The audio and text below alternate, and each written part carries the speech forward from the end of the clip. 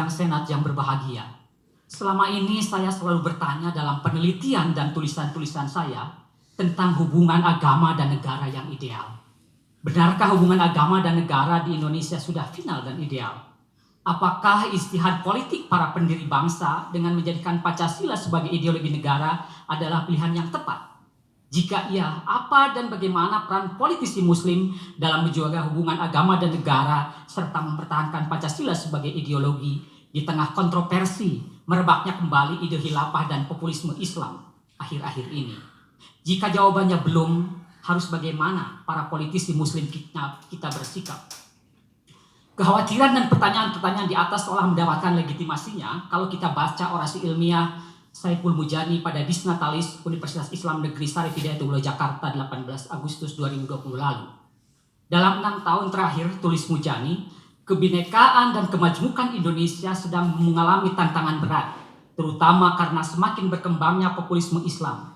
Mujani menunjuk salah satu karakteristik kelompok ini adalah adanya anggota parlemen, terutama di daerah, karena alasan ingin mendapatkan dukungan dari masyarakat pemilih, tunduk dan setuju dengan syariatisasi atau islamisasi peraturan-peraturan daerah.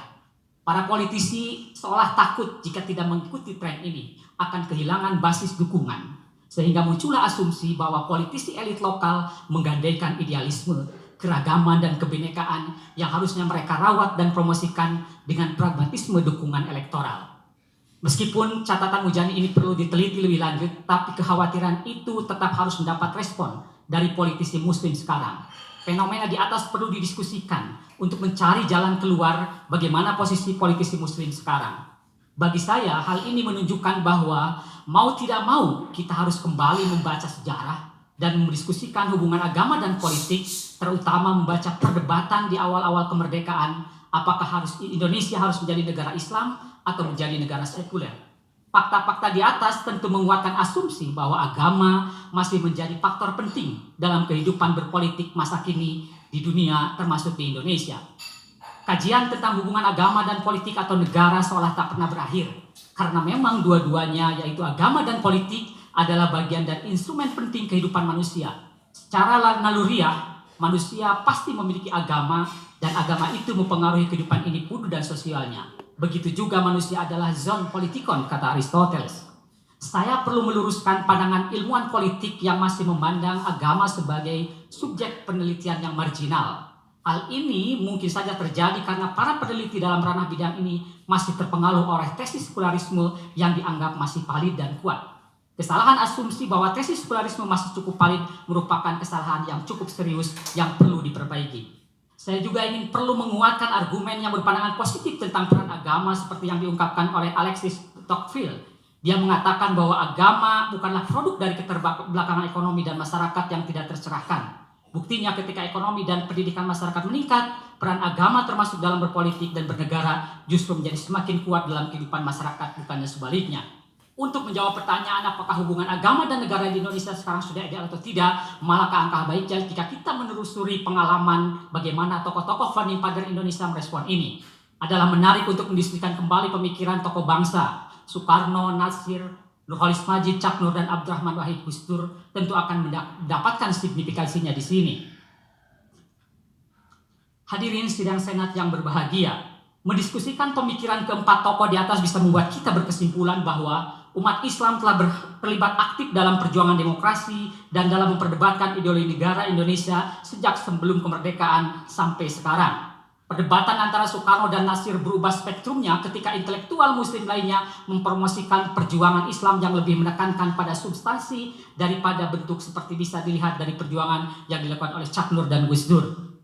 Perjuangan Cak Nur dan Gus Dur untuk pembaharuan dan kontekstualisasi Islam Indonesia didasarkan kepada pemahaman mereka tentang apa yang biasa disebut sebagai spirit atau substansi Islam. Seperti kaum progresif Muslim lainnya, Cak Nur dan Gus Dur mencoba membedakan antara spirit atau substansi dan tekstual atau literal dengan penekanan bahwa spirit justru harus dijadikan prioritas utama.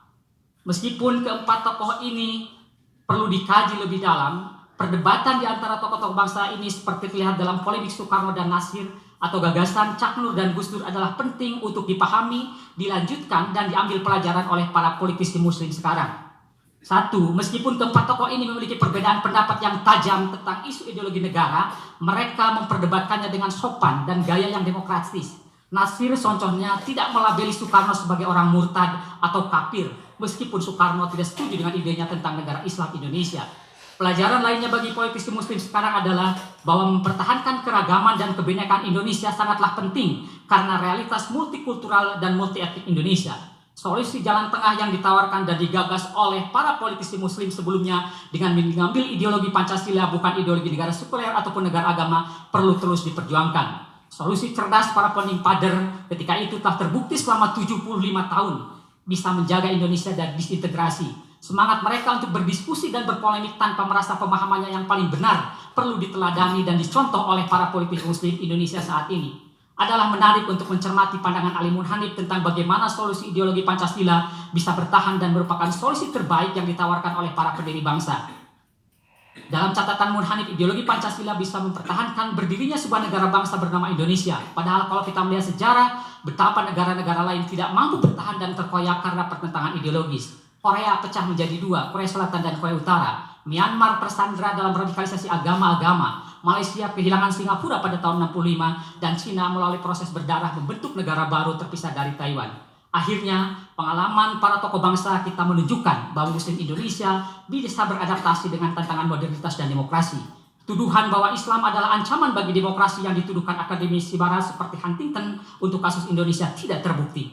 Akademisi dan media barat perlu sadar bahwa praktek Islam itu tidak monolitik. Tokoh-tokoh muslim Indonesia bisa menjadi contoh dan mengubah stereotip negatif tentang Islam. Politisi muslim Indonesia masa kini perlu terus menjaga, melanjutkan perjuangan dalam mempertahankan kebinekaan dan keragaman Indonesia serta menunjukkan kepada dunia bahwa Islam Indonesia adalah Islam yang damai, Islam yang rahmatan lil alamin, menjunjung tinggi jalan wasatiyah dan kompatibel dengan demokrasi.